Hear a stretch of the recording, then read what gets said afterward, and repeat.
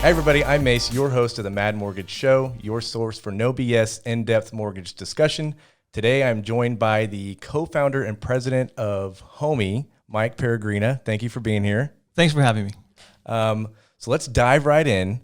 Mike Peregrina, I look at your LinkedIn and I see some investments and some capital stuff there, and then we see Homey. Yeah. And so I got to, tell us how you started Homey and what it is that Homey does. Yeah. So this is going to be a while, I think. Take your time. I want to hear the story. I'll move fast and hopefully won't bore people. But thanks for having me, man. We've been talking about this for quite a while. We've known each other for quite a while. So it's a pleasure and treat being here, man. Yeah. So thanks. So I studied architecture during my undergrad in Las Vegas. During that time, I was waiting tables, putting myself through college. Sounds pretty normal. It's about 2005 or so. And then half my wait staff started getting their real estate license, and the other half started getting their mortgage license. And, it's fairly easy to get. Let's just leave it at that. And then I started buying homes 2 at a time, stated income, no money down, 1 year, 2 year arms. Liar's loans. And, ninja loans, right? No income, no job, no assets. And then 2008 came, and I felt like I was being misguided by the industry. I felt like the system did me wrong. And I lost everything. 2008, 2009 came and went. I had some pretty dark moments. And one day I woke up with this epiphany that it's my responsibility to fix the real estate industry. And I still feel the same way because we're actually doing it probably stronger now because it's actually happening. Right. And then I took out a piece of paper and said, what went wrong? What's wrong with the industry? Why did so many consumers lose so many things and kind of had to restart a new chapter in their lives? So after writing down this piece of paper, I realized that the system broadly is broken. It's backwards, right? You have a lot of 1099 employees or 1099 contractors that are not employees. You have a broker split. You have franchise models. You have so many people servicing a real estate transaction, and everyone wants a piece of that cookie jar. There's about 15% of fees in an average real estate transaction, and people are like, whoa, 15%, what's that about? You got 6% to sell and buy a home on average. Then you got another 5% to get a loan, points in the front, points in the back. Consumer has no idea. Then you got title, then you got escrow, then you got home insurance, then you got inspection, appraisal, home warranty sometimes. And in some states, as we were discussing earlier, you need an attorney to oversee the whole transaction, right? That's about 15%. That's a lot of fees. And ultimately, the consumer, the homeowner, gets hosed. And that's what I felt. And I felt like I needed to fix it one day. So that was almost 12 years ago. Deep in a recession, no one's hiring architects, no one's hiring designers, construction and designs completely at a standstill. The Great Recession ensues. I decided to go back to college. So went back to study finance and economics, got a degree in finance from UNLV. And then I started my investment banking career in finance, which was amazing. I'm a deal junkie. I love doing deals, love transactions, love understanding entrepreneurship and business. And then I met the love of my life, Mallory, who's here in Utah. And then we got married, moved here. And then I worked on the buy side or venture capital at a growth equity investor here. And that was a lot of fun and learned so much. Learned more about entrepreneurship and capital markets and deploying capital and underwriting private businesses and software. And I have a lot of respect and love for entrepreneurs and entrepreneurship. And then in the middle of 2014, this idea to disrupt the real estate industry came back. And I couldn't sleep from that point forward, feeling so deeply and passionate about what happened to me. I made it my personal mission to make sure that never happened to anyone else. Right. Started talking to some folks, started talking to some investors, soundboarded the idea, pitched a couple of entrepreneurs who ultimately ended up being my co-founders, Mike Triunfo and Johnny Hanna. And then we came together and we started the business. And we launched the product in Utah in March of 2016. In about a year and a half, we became the #1 broker in the state of Utah, which was absolutely amazing and humbling. That's a huge accomplishment. Yeah. And you always say as an entrepreneur, we'll be #1, we'll do this and do that. And then you actually do it. And it's really wonderful to see, especially if you look back and building a team and building some incredible teams and leadership with a bunch of smart people. It's very rewarding. And then you look at all the money that we've saved consumers, more than $100 million now to date. And that's coming from the real estate? That's just the real estate side. Yeah, I mean, if you add the title and escrow fees, the home insurance fees, and then the mortgage fees, because we do discount a lot of the fees to the consumer, I got to do that math. Yeah. It's up there. So you started with the real estate side. Yeah, that's right. Tell us about like what does that mean? I think I think you're only in like 4 or 5 states now. That's It's been a bit of a rough road to get there. Tell us what you do. Yeah. So I think ultimately for us, we're a mission-driven business. The mission of the business is we take it really personal, is to make homeownership easy, accessible, and affordable to all. When you do things, in our opinion, the right way, and you focus on the right way, things take a little bit longer. You do find product market fit pretty fast, but doing things the easy route, or they've always been done this way, why do we challenge so many things? It's in our DNA. It's my personal DNA. It's in our core values. One of our core values is disruption. So we want to question everything we do. And sometimes, to go fast, you got to go smooth. In order to go smooth, you got to go slow. And there's been some changes here and there. We want to challenge the status quo anytime we can. So the focus of the business is to build a one-stop shop, and I believe we've done that successfully and probably better than anyone else in the industry. We're in 5 markets right now. So Utah was number 1, then Arizona, then Nevada, then Colorado, then Idaho. The last sort of 24 months have been about really creating that playbook and building the muscle memory to create that playbook and go fast now, right? And we're right at the cusp of that right now, and it's been really exciting to see all the transformation that's happened, right? So if you think about this one-stop shop model, sell side real estate, a lot of sellers are buyers, a lot of buyers are selling. And then you have the mortgage business, and our attachment rate is somewhere between 86 and 90% from time to time, and we're so proud of that piece. And then you have title and escrow that has another 86% attachment rate as well. And then we just launched Homey Insurance about a year ago, and that's hovering around that 65, 75%, depending on the market. And then we want to add more. We want to add home insurance or home warranty, and then we want to add marketplace. Every time you buy a home or sell a home, you need services, right? You got to move, right. You need storage. And we really want to create this experience for our customers where we get to have them for a decade or two, and they come back and refinance with us, right? And as you know, we talked about this earlier, you need insurance and you need title and escrow every single time you do a transaction. And cash. I'm going to let you get to Homey Cash here in a second. Yeah, we should talk. It's a mortgage We have a lot of people that are not even familiar with Homey or out of the state. So, for sure. So you guys, the first step you did was the ability for someone selling their home to be able to just list it themselves without an agent. Yeah, that's how we started. Right. So we were not a licensed real estate broker, and that was a little bit of fun, a lot of friction. Got ourselves some trouble and some cease and desist letters.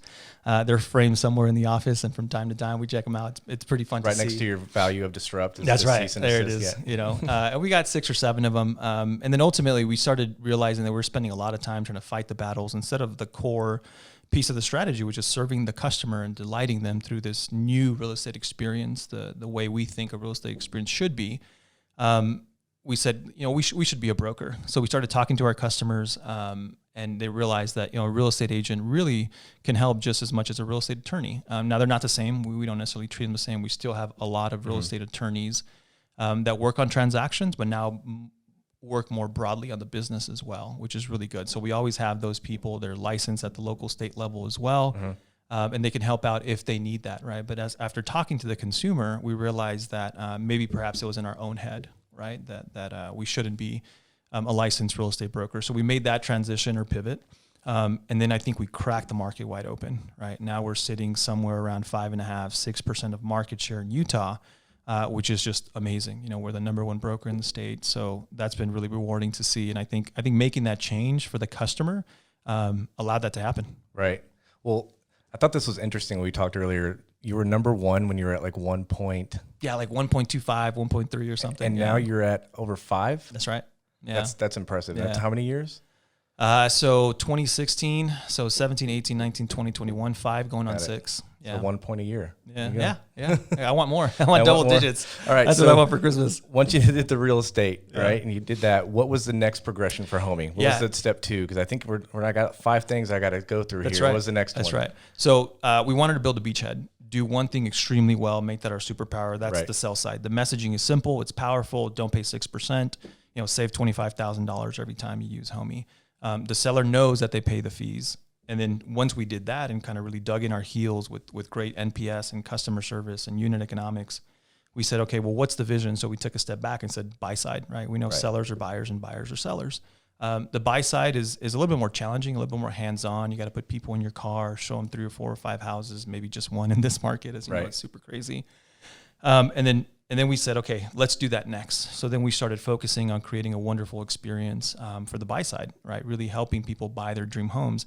And I think more importantly, helping them with the costs, making homeownership more affordable and rebating back a portion of that buyer agent commission fee, because we feel like that 6% commission is too high. And then after that piece, then we moved on to mortgage, right? Because most of borrowers and buyers need a mortgage, right? That's what they need. And we felt like that was a natural transition. There's a natural lead right there. Absolutely. Usually from a realtor tells you, here's an LO that I use.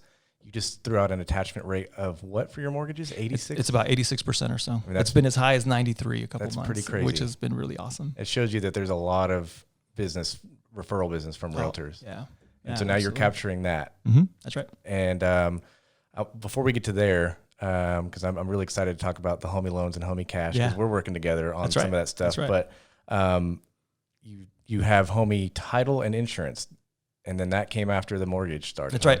Yeah, if we look at the biggest pieces of the real estate transaction, obviously after the real estate transaction itself, the sell side agent, buy side agent, you got the mortgage piece, and then after the mortgage piece, you look at title and escrow. Right, every transaction has to have title and escrow.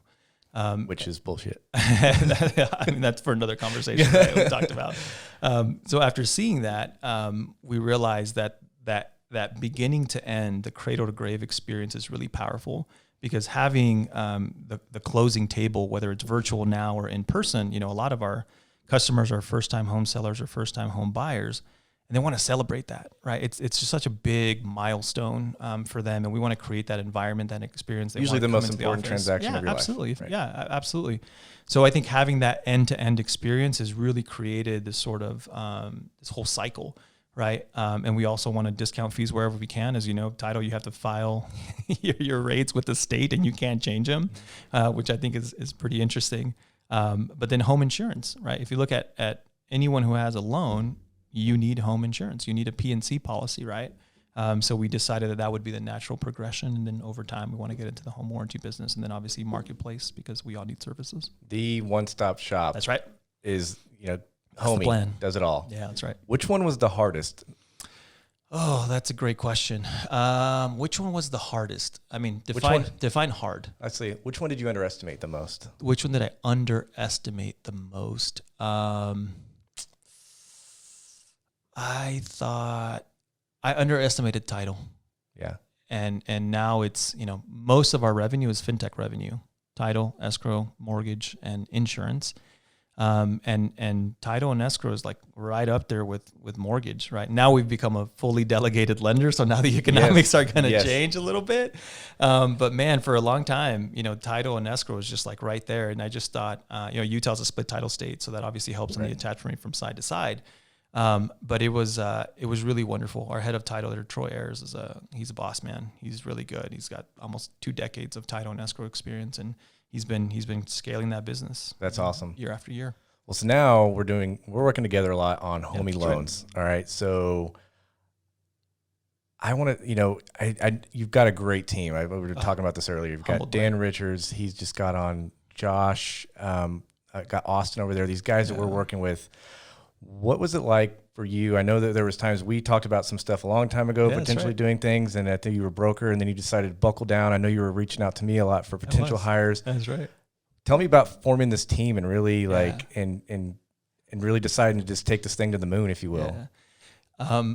For us, I think even though things can be really hard, we always look at our mission and make that our North Star. And as we started unpacking all the fees and the transactions and the blocking and tackling of a mortgage piece from cradle to grave, becoming a broker and then establishing that attachment rate, and then looking at our credit profile of our borrowers and demographics, like it's tier 1. And then we said we should move up the value chain. And for us, it's broker to non-delegated, right? NDCL, and then over to fully delegated. And then at some point in time, we wanted to get into the servicing business because we want to take care of that customer, and we believe there's a lot of opportunity for innovation. And then as we take back, and personally from an entrepreneur's perspective, at the end of the day, a business, a company is a collection of humans behind a mission, right? And double clicking on that human piece, if you don't have great people, you're not going to have a great company, right? Hands down. And we talked for 6 months, right? Who should I bring? These are the qualities. I wanted someone. We needed someone that had a tech background, but that also knew the blocking and tackling of the mortgage business, because it's complicated. It's not easy. There's some intricacies, especially in the capital market side, right? So some understanding of that, and man, if there was 5 boxes to check, Dan Richards checked like 7. Yeah. You know, and his ability to bring on A players in a very fast amount of time has been just amazing to see, and we're just getting out of his way and supporting him in any way we can. Yeah, you gotta finding disruptive people who know what they're doing. Right. You know, that's right. It's not as Silicon Valley as people like to think in the mortgage industry. That's right. Yeah. So you've done your homie loans is now. Are you fully delegated now? We are. Okay. In all 5 states. Got it. And we just got licensed in Texas. Got it. You guys are just now starting to do that. That's right. That's exciting. And now, what is Homie Cash? Yeah, Homie Cash. So it's really competitive out there. Yes. Sellers are getting 5, 6, 7, 8 offers within 48 hours. A lot of cash offers. Cash offers in all 5 states that we do business in currently, I think, are up anywhere from 50 to 90%. And that's a lot, right? It's really competitive. And as we know, cash is king. So Homie Cash allows a homie buyer and borrower, homie loans borrower, to use our cash to make an all cash offer on their dream home and increase the probability of them winning that home by 300%. That's crazy, right? And for us, if you take a step back and look at our mission, is to make homeownership more affordable. When you have a cash offer, you have more leverage and negotiating power. If the home is $500,000, maybe you can offer $490 and save some money. And we think that can curb a little bit of this huge hyper appreciation that we're seeing, 27% in some markets year over year. So Homie Cash allows a homie buyer to be competitive in this new sort of wave of buying and selling homes right now in this competitive market. We also see that it's going to be the de facto way to buy a home, right, with Homie Cash. And so what do you see next for Homie, right? Yeah. It seems like we're covering everything. I'm waiting for Homie pest control. So what's next for Homie? Yeah. What's next for Homie right now? I want to look into home warranty.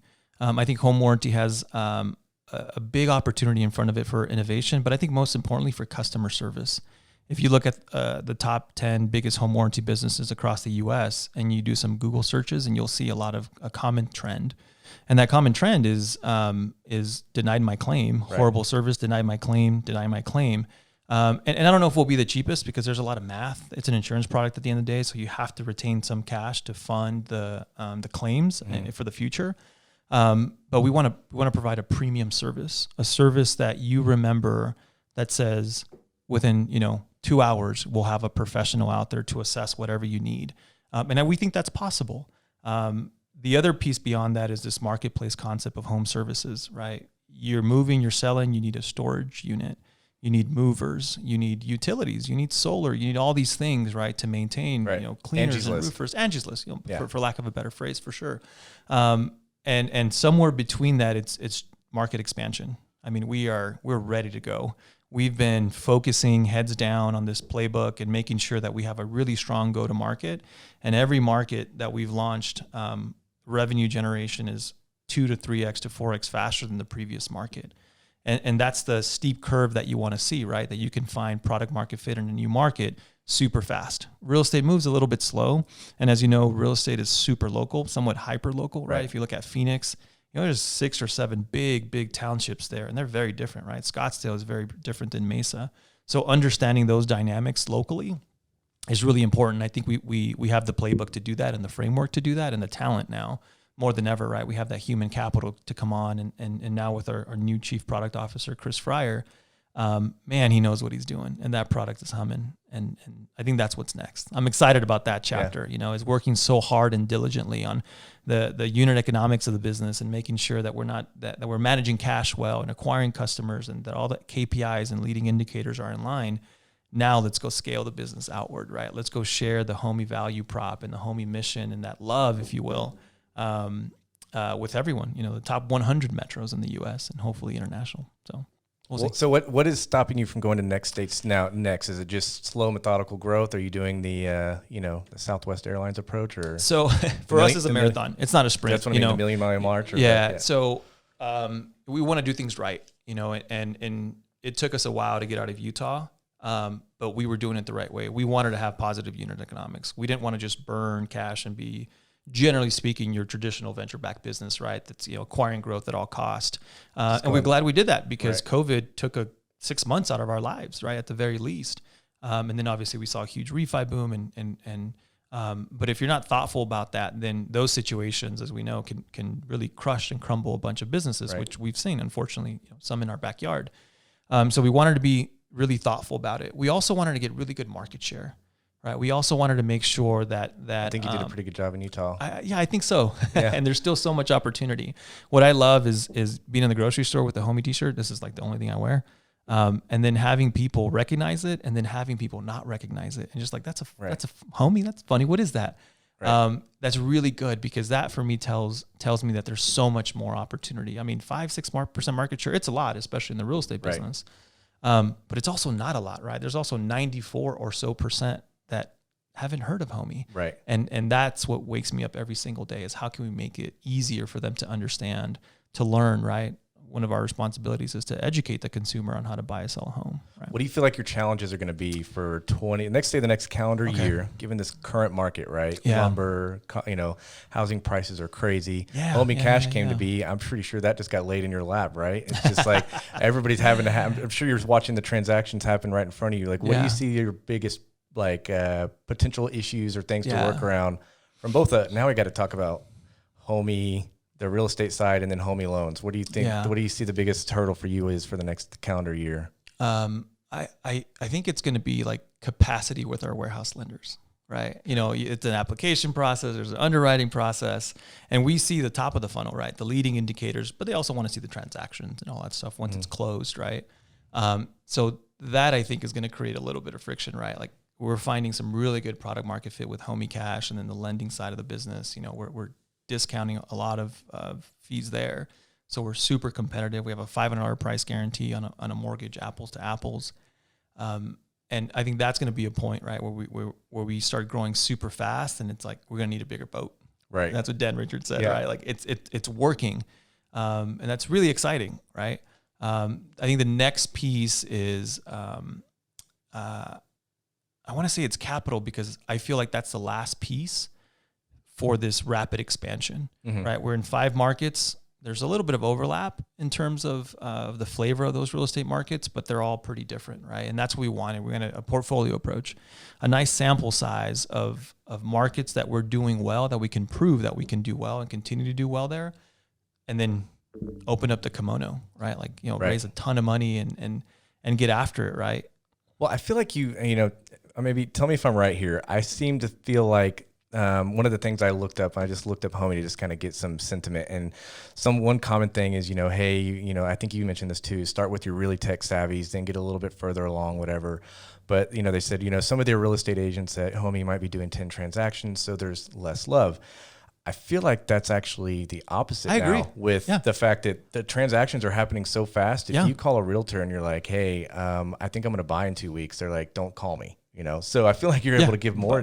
Yeah, that's funny. So we believe in domain expertise, right? If you hear all these analogies, if you want a surgeon, do you want a surgeon that just came out of school, or do you want a surgeon that's been doing that specific surgery for 3, 4, 5, 6, 7 years, right? And that's all they do. I think there's a lot of value in that. Obviously, that's the model that we've looked to follow, and then also W-2 employees, right? They are employees. They don't get a % commission of the home. We believe that the blocking and tackling of the real estate transaction is very similar, right? Like there's this, there's the fairway is 90% of it, right? Obviously you have some different situations, but we've covered the spectrum, thousands and thousands of transactions closed. We've learned a lot, right? And we kind of institutionalize that knowledge, and some of that knowledge gets built into software. So when you have a listing agent that only works on Sandy and Draper area here in Utah, you're going to get a lot more value from that person and a lot better guidance because that is all they do.